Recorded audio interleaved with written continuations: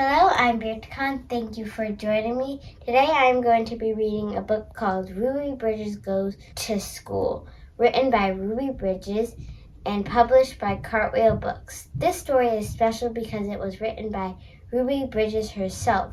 As an adult, Ruby wrote down her memories of something that happened when she was a young girl so that we can all learn from it. This story has photographs instead of drawings so we can see what the real people and places in the story looked like. A long time ago, some people thought that black people and white people should not be friends. In some places, black people were not allowed to live in the same neighborhoods as white people. In some places, black people were not allowed to eat in the same restaurants as white people. And in some places, black children and white children could not go to the same schools. This is called segregation. The United States government said segregation is wrong. People should live where they want. People should eat where they want. Children should go to school where they want. My name is Ruby Bridges. In 1960, I went to kindergarten in a school for black children. I liked my school. I liked my teacher. I liked my friends. But there was a school for white children even closer to my house than the school for black children. It was the William Frantz Elementary School. The government said Ruby Bridges should be allowed to go to the William Frantz School. In 1961, I was in first grade. My mother took me to the Frantz School. Marshals came with us to make sure that we were safe.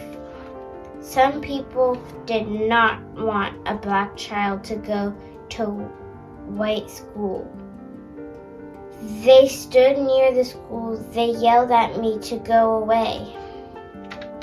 Parents took their children out of the school. I was alone with my teacher, Mrs. Henry.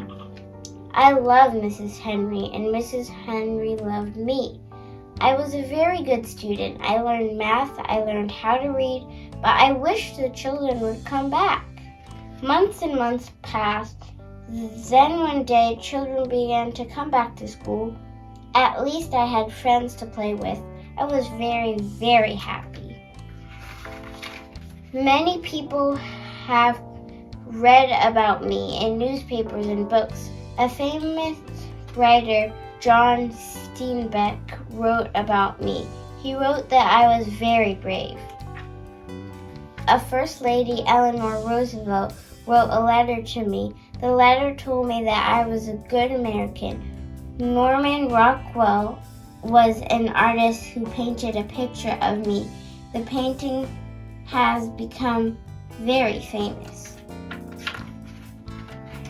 Now I am grown up. I am married. I have children. One day, Mrs. Henry and I were both asked to be on a TV show. That was the first time we had seen each other in many years.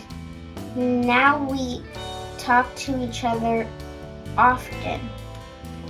Now black children and white children can go to the same schools. I like to visit schools. I tell my story to children. I tell children that black people and white people can be friends. And most important, I tell children to be kind to each other. Now that you've learned the story of Ruby Bridges, here are some questions you and your family might think about and talk about together. How do you think Ruby felt crossing the picket line full of angry protesters? How do you think Ruby felt being the only child in her class? Parents, would you have crossed the picket line to send your child to school with Ruby? Why? Children, would you have joined Ruby in the class? Why? Parents and caregivers, we have a decision resource for you on our website, which will help you to continue conversations like these at home.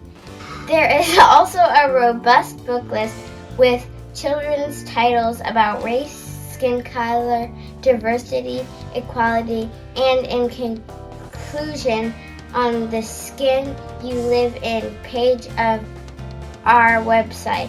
I hope you have enjoyed learning from today's story and that you'll continue.